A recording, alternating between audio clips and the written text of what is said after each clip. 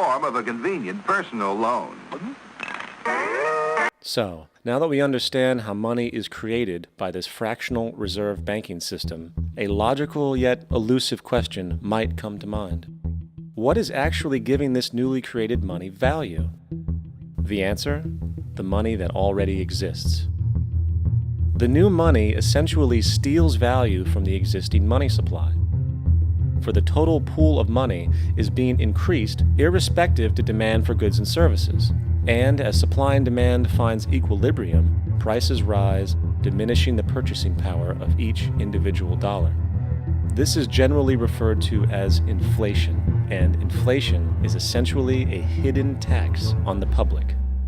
What is the advice that you generally get? And that is inflate the currency. They don't say debase the currency. They don't say devalue the currency. They don't say cheat the people who are saved.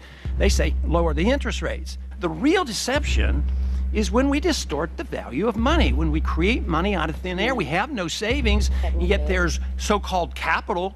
So my question boils down to this: how in the world can we expect to solve the problems of inflation, that is, the increase in the supply of money, with more inflation?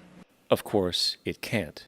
The fractional reserve system of monetary expansion is inherently inflationary. For the act of expanding the money supply, without there being a proportional expansion of goods and services in the economy, will always debase a currency. In fact, a quick glance at the historical values of the US dollar versus the money supply reflects this point definitively, for the inverse relationship is obvious. $1 in 1913 required $21.60 in 2007 to match value. That is a 96% devaluation since the Federal Reserve came into existence. Now, if this reality of inherent and perpetual inflation seems absurd and economically self-defeating, hold that thought, for absurdity is an understatement in regard to how our financial system really operates. For in our financial system, money is debt. And debt is money. Here is a chart of the U.S. money supply from 1950 to 2006.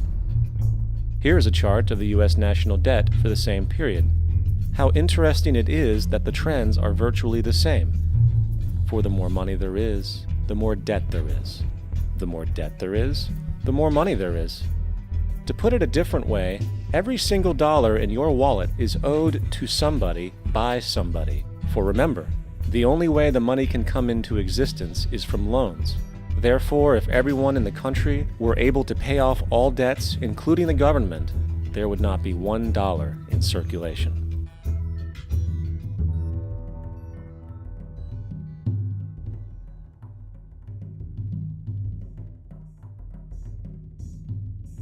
In fact, the last time in American history the national debt was completely paid off was in 1835 after President Andrew Jackson shut down the central bank that preceded the Federal Reserve.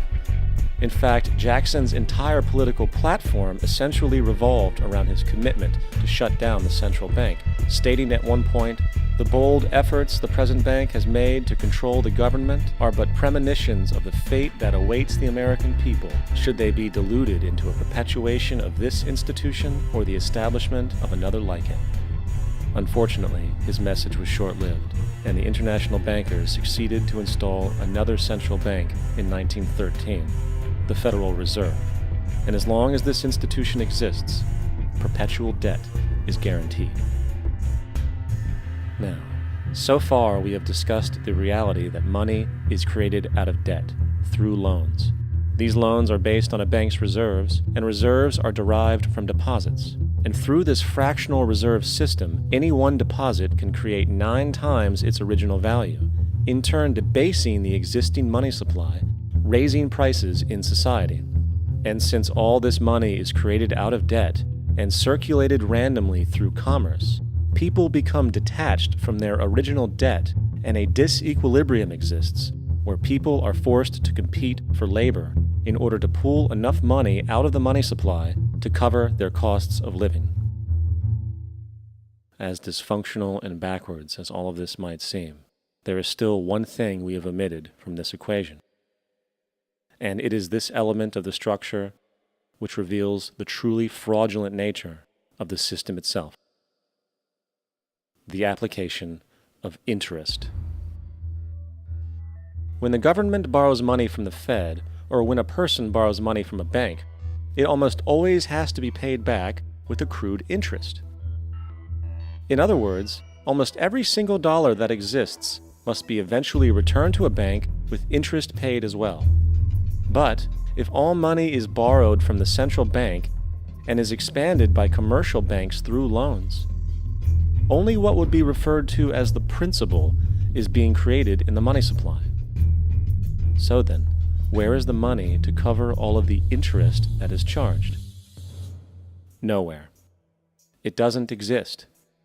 The ramifications of this are staggering, for the amount of money owed back to the banks will always exceed the amount of money that is available in circulation. This is why inflation is a constant in the economy, for new money is always needed to help cover the perpetual deficit built into the system, caused by the need to pay the interest. What this also means is that mathematically, defaults and bankruptcy are literally built into the system, and there will always be poor pockets of society that get the short end of the stick. An analogy would be a game of musical chairs, for once the music stops, somebody is left out to dry. And that's the point. It invariably transfers true wealth from the individual to the banks. For if you are unable to pay for your mortgage, they will take your property. This is particularly enraging when you realize that not only is such a default inevitable due to the fractional reserve practice, but also because of the fact that the money that the bank loaned to you didn't even legally exist in the first place. In 1969, there was a Minnesota court case involving a man named Jerome Daly, who was challenging the foreclosure of his home by the bank which provided the loan to purchase it. His argument was that the mortgage contract required both parties, being he and the bank, each put up a legitimate form of property for the exchange. In legal language, this is called consideration. Mr. Daly explained that the money was, in fact, not the property of the bank, for it was created out of nothing as soon as the loan agreement was signed. Remember what modern money mechanics stated about loans? What they do when they make loans is to accept promissory notes in exchange for credits. Reserves are unchanged by the loan transactions, but deposit credits constitute new additions to the total deposits of the banking system. In other words, the money doesn't come out of their existing assets. The bank is simply inventing it, putting up nothing of its own, except for a theoretical liability on paper. As the court case progressed, the bank's president, Mr. Morgan, took the stand, and in the judge's personal memorandum, he recalled that the plaintiff, bank's president, admitted that, in combination with the Federal Reserve Bank, did create the money and credit upon its books by bookkeeping entry. The money and credit first came into existence when they created it. Mr. Morgan admitted that no United States law or statute existed which gave him the right to do this. A lawful consideration must exist and be tendered to support the note. The jury found that there was no lawful consideration, and I agree. He also poetically added, "Only God can create something of value out of nothing." And upon this revelation, the court rejected the bank's claim for foreclosure, and Daly kept his home. The implications of this court decision are immense. For every time you borrow money from a bank, whether it is a mortgage loan or a credit card charge, the money given to you is not only counterfeit, it is an illegitimate form of consideration, and hence voids the contract to repay, for the bank never had the money as property to begin with. Unfortunately, such legal realizations are suppressed and ignored, and the game of perpetual wealth transfer and perpetual debt continues. And this brings us to the ultimate question: why?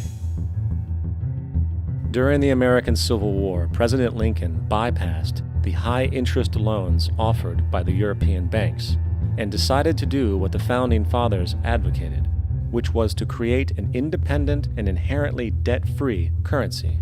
It was called the greenback.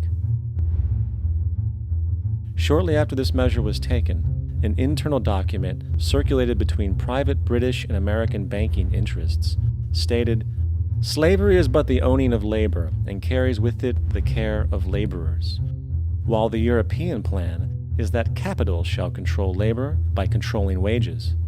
This can be done by controlling the money.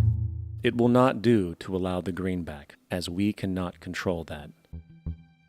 The fractional reserve policy perpetrated by the Federal Reserve, which has spread in practice to the great majority of banks in the world, is, in fact, a system of modern slavery.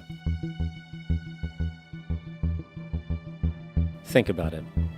Money is created out of debt. And what do people do when they are in debt? They submit to employment to pay it off. But if money can only be created out of loans, how can society ever be debt-free? It can't. And that's the point. And it is the fear of losing assets coupled with the struggle to keep up with the perpetual debt and inflation inherent in the system, compounded by the inescapable scarcity within the money supply itself, created by the interest that can never be repaid, that keeps the wage slave in line, running on the hamster wheel with millions of others, in effect powering an empire that truly benefits only the elite at the top of the pyramid. For, at the end of the day, who are you really working for? The banks. Money is created in a bank and invariably ends up in a bank. They are the true masters, along with the corporations and governments they support. Physical slavery requires people to be housed and fed. Economic slavery requires people to feed and house themselves. It is one of the most ingenious scams for social manipulation ever created, and at its core, it is an invisible war against the population. Debt is the weapon used to conquer and enslave societies, and interest is its prime ammunition. And as the majority walks around oblivious to this reality, the banks, in collusion with governments and corporations, continue to perfect and expand their tactics of economic warfare, spawning new bases, such as the World Bank and International Monetary Fund, while also inventing a new type of soldier, the